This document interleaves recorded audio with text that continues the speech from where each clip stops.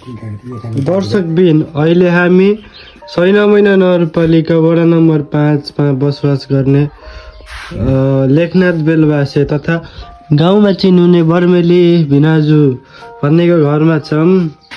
उहाँको स्थिति यस्तो रहेको छ। उहाँ विगत 50 वर्षदेखि बर्मा छोडेर, बर्माको धन सम्पत्ति छोडेर सब त्यागेर यहाँ नेपालमा आएर गरी खानालाई यसरी बस्नु भएको छ। अब एक्लै हुनुहुन्छ उहाँ। यस्तो हालत छ बिचार, राति जाडो होला के होला यस्तो छ। अब यो घर त अब समाजले बनाइदिएको, हामी मिलेर। बर्मेली भिनाजु तथा लेखनाथ बेलवासे भन्ने व्यक्ति यही हो। नमस्ते। लेखनाथ बेलवासे तथा बर्मेली भिनाजु अलि जोड से भन्नु न। म लेखनाथ बेलवासी तपाईँ जानेकै हुनुहुन्छ, नाम पनि जानेकै हुनुहुन्छ। तर पनि अहिले यस्तै अवस्था छैन। घर सब त टिनसिन त ढाका लगाएँ, अझै ती फेर लाउनु बाँकी छ। तिमी गरममा आस्ते आस्ते चिया नि त, दुःख सुख गर्नै पऱ्यो। छिमेकीले गरे, कसैले हेर्दैनन्। बुढो मान्छे एक्लै हुनुहुन्छ। बुढी मरेको नि कति वर्ष भयो, बिचारा एक्लै।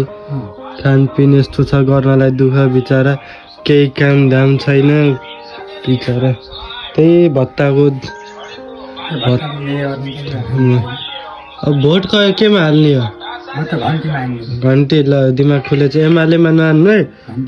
अब एमाले सब यस्तो बिचारा गरिब बनायो बुवालाई।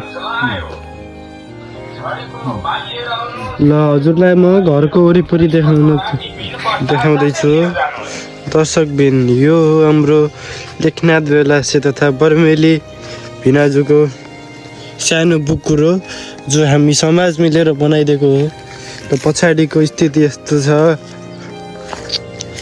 उहाँ बिचारा दुखी हुनुहुन्छ एकदम।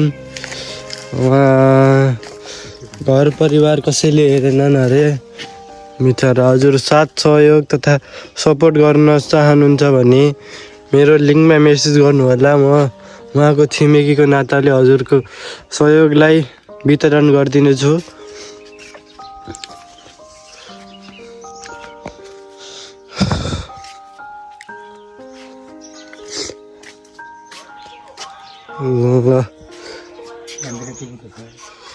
बिचारा एक्लै हुनुहुन्छ, के गरेर खाने हो।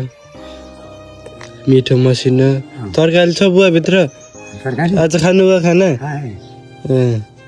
मिठो मसिनो बिचारा, के गर्ने। यस्तै छ जिन्दगी भन्नुहुन्छ। ल